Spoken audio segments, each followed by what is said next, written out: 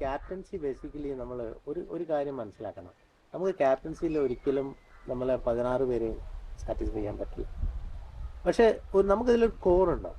അപ്പോൾ ഈ കോറിൽ ഒരു 7-8 പേരുണ്ടാവും, തിങ്ക് ടാങ്ക് ആയിട്ടും വിത്ത് കോച്ചുമായിട്ട് നമ്മൾ ഇരിക്കുന്നു. അപ്പോൾ അത് സംസാരിക്കും നമ്മൾ ആ ഫൈനൽ.